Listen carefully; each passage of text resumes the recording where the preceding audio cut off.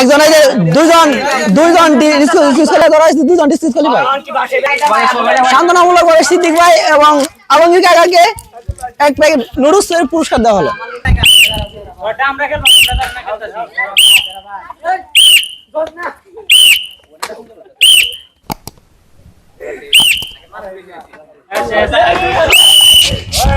আবারও দুইজন ডিসকালিফাই হয়ে গেল, তাহলে তাদের দুজনকে শান্তনামূলক ভাবে দুটি নুডলস এর প্যাকেট পুরস্কার দেওয়া হলো।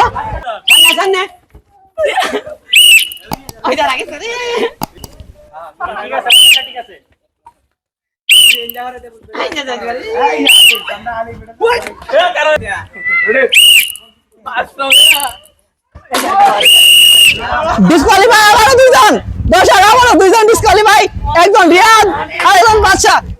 তাদের দুজনকে আবারও শান্তনামূলক পুরস্কার দেওয়া হলো। তাদেরকে আবারও দুইটা নুডলসের প্যাকেট আমাদের ফার্স্ট এড ফুড চ্যানেলের পক্ষ থেকে।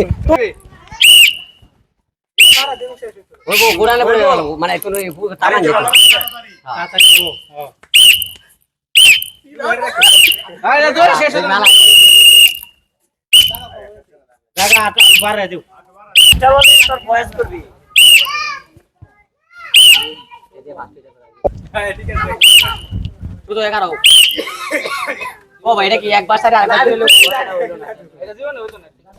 ঠিক আছে ওই